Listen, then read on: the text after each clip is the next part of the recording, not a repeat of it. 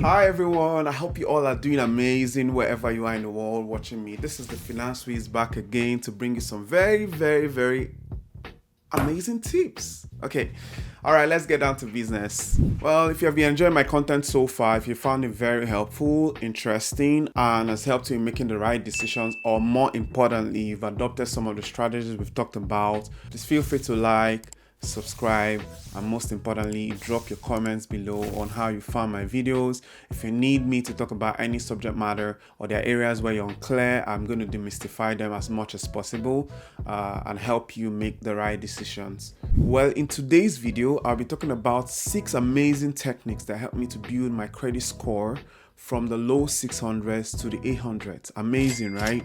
Yeah. And I know some people feel like, oh, he's just bluffing, it's not possible. And I'm going to tell you very practical solutions. And I assure you, if you're able to adopt these strategies, it's going to really help you. But before I get into all those amazing details, I want to bring you up to speed regards to certain topics or subject matters that you need to first understand. Number one is credit. What is credit, you may ask? Very simple. Think about it this way. You are lending someone something and you probably don't know the person. You've never met the person before, but you want to rely on certain basis to assess how well or the ability of the person to pay back. That is credit assessment. So every lender out there, they typically perform this assessment to know if you as the borrower in this case is credit worthy or has the ability to pay back the loan that they're going to be giving to you. So just know this, that it is based on, to a large extent, historical facts or figures. So every lender will typically perform this assessment before they're able to give you some funds. Now, the other thing that you need to also understand is how is credit measured.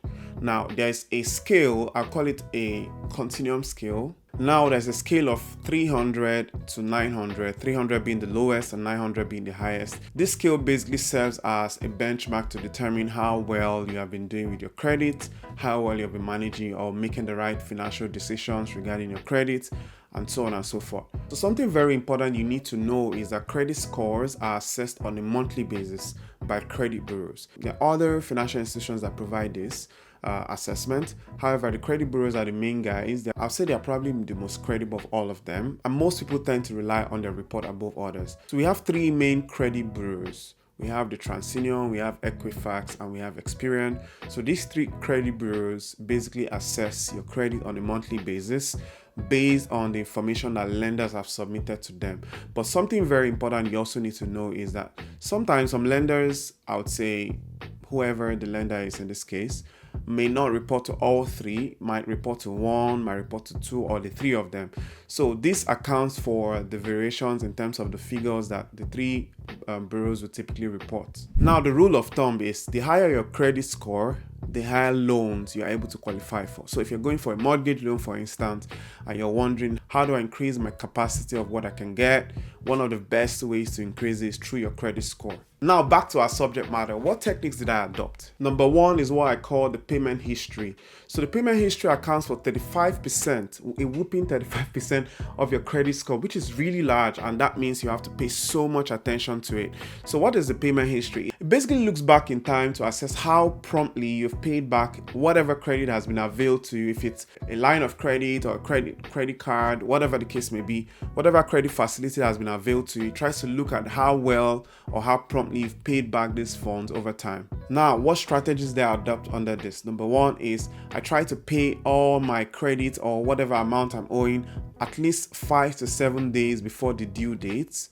That's super important. And the reason why I say this is sometimes when you make payments closer to the day, what happens is there could be spillovers and it could exceed the due date. So I try to give enough room of about 5 to 7 days. Also, I set up auto payments. So on my bank account, I was able to set an automatic payment at a certain date of this amount, or I try to do this bi-weekly. There are many ways you could actually do it. You just have to be very creative. And most importantly, your aim is not to forget the due date or to miss the due date. That's super important. Another approach I also adopted was setting calendar reminders. For example, I understand the due date, I know my cycle date, I know my statement dates for each of my credit cards. I put them on my phone, my calendar reminder on my phone. So when it's close to the due date, say 5 to 7 days, it sends me a reminder to clear or make all the payments as at when due. So this is something I try to do as often as possible. Okay, the second area I'll be talking about is the credit utilization. So what the credit utilization tries to measure is how the extent to which you use credit facilities that have been granted to you. Now, one thing you also need to know, I think this is a very good tip, is financial institutions are not very comfortable when they see people that are highly dependent on credit for funding their day-to-day activities or like credit cards and so on. So the only way you can reflect that you're not highly dependent on credit is to use less of credit as much as you can. Okay, so if you want to determine your credit utilization rate, it's very simple. All you need to do is calculate all your credit card balances. So if you have like 5 credit cards, all you need to do is add up the balances and divide by the total credit limit that was granted to you across all these 5 cards. For instance, if you had 5 cards that had $1,000 each, that makes it a whole $5,000 credit limit. Okay. Now, if all these cards you had $500 balances in each of the cards, making 500 times 5, that's $2,500. It means that your credit utilization is going to be $2,500 divided by $5,000, right? Which makes it 50% utilization rate. Now, something that's super important for you to know is that the rule of thumb for you to get the best of benefits from credit utilization is to ensure that your utilization rate does not exceed 30% and does not go below 10%. In other words, a range of 10 to 30% is the ideal sweet spot. So do everything you can to ensure that you stay within that 10 to 30%. So what are the ways I try to achieve this objective of 10 to 30%? Number one is, of course, I mentioned paying early as quickly as possible. Number two, very important thing I do is paying down before my balance sheet date. So the balance date is typically the cutoff date for your financial statement or your account statement in this case. So it's from January 1st to January 31st. So 31st is your balance date.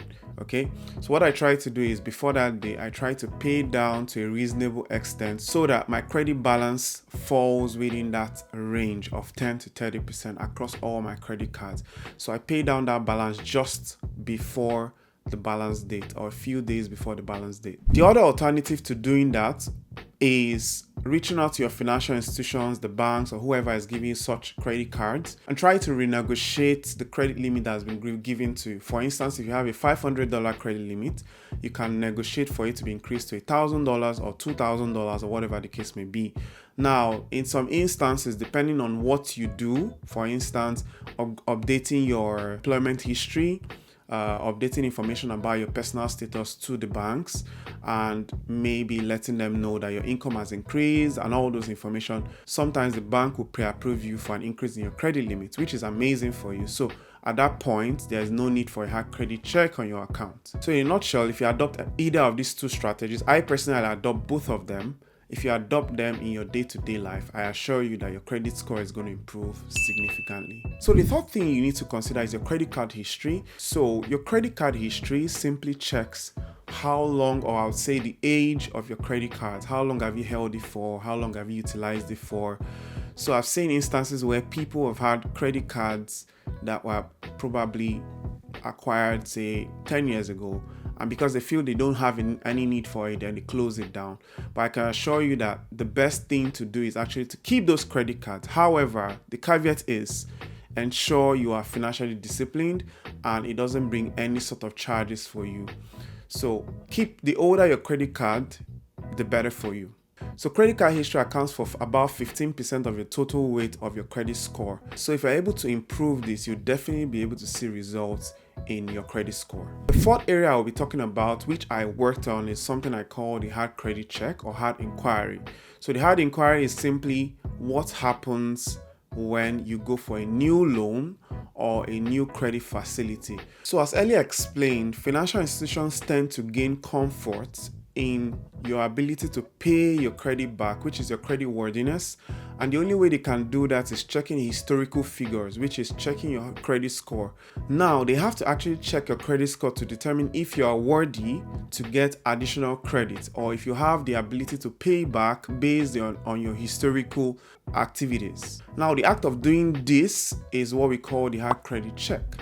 Now, too many hard credit checks on your account is definitely going to impact your credit score negatively. So you really don't want to do too many hard credit checks over a period of time because they stay in your credit report for the longest while, okay? Now, what's my hack to this? Number one is ensure that you do all your hard credit checks within a 45-day period. For instance, if you're trying to buy a home and you're trying to get a mortgage loan, if you're scouting around for reasonable mortgage rates, ensure that you do all your hard credit check within 45 days. This is exactly what I did, and everything would be regarded as a single hard credit check. It's also important to know that any hard credit check you do will remain on your account for 2 years. I'll give you some examples of where hard credit checks were done for me. When I opened a business bank account, a hard credit check was done on my personal account to know if I was worthy, and that determined the credit limit that was given to me. When I opened a sole proprietorship account, the same thing was done. When I set up a new mobile account, a hard credit check was also done on my account to see how well I've been able to pay up the loans that were availed to me previously. So it's also important to know that credit cards you obtain from stores such as Walmart and any other reasonable store out there that offers credit card facilities, you need to know that for them to give it to you, they have to run a hard credit check. I've had experiences where I was almost misled. I was told that no, there's no hard credit check. But I can assure you that any credit card you obtain from whatever organization would require they do a hard credit check on your account. So it's important to know that whether it's a Walmart or any other store out there, please note that.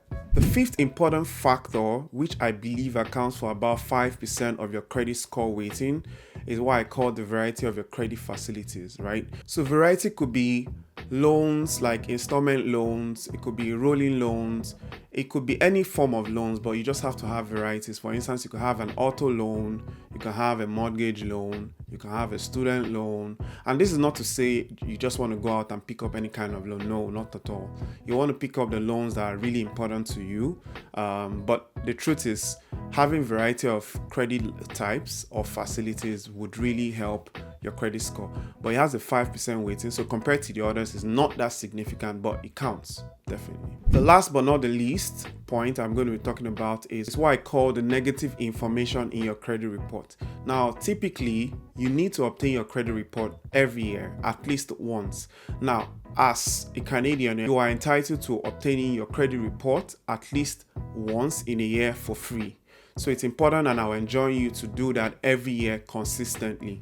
Now, the idea behind obtaining your credit report and reviewing it is to understand what information has been entered and to validate the accuracy of those information. So some of the things you'll be checking through your credit report is to see if there have been any stolen identity or credit that has been taken in your name, which you definitely know that it wasn't you, or there have been false information, or there have been inaccurate figures. So, these are things you could also check out for. If by chance you need any sort of guidance to understand how the credit report works or how to read your credit report, you can drop your inquiry in the comment below, and I'm going to do a video on that specifically to help you understand how to read your reports and how to assess if there are unscrupulous activities in your credit report or incorrect figures there. Now, onto my strategy that I like to adopt. I have two main strategies for this. Number one is ensuring I obtain my credit report at least once every year, once in 12 months from either of any of the credit bureau. So I earlier mentioned that we have different credit bureaus. We have the TransUnion, we have Experian, we have Equifax. So ensure you obtain your credit report at least once in 12 months. That's very important. The other thing I also try to do is download key apps that helps me monitor closely activities on my credit report. For example, I have two apps which I consistently use. The apps are Borrowell and Credit Karma. So with these two apps, I'm able to know if there have been additions to my credit report, removals, or whatever changes that have happened in my credit report that might be favorable or unfavorable.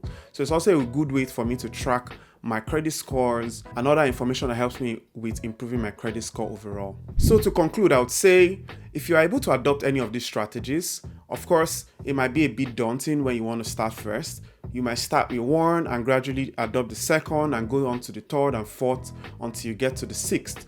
But one thing I can assure you is that if you're able to do all this consistently and make it a way of life, not just a one-off activity, I assure you that your credit score is going to improve over time. Thank you, and look forward to seeing you at the next episode. Bye.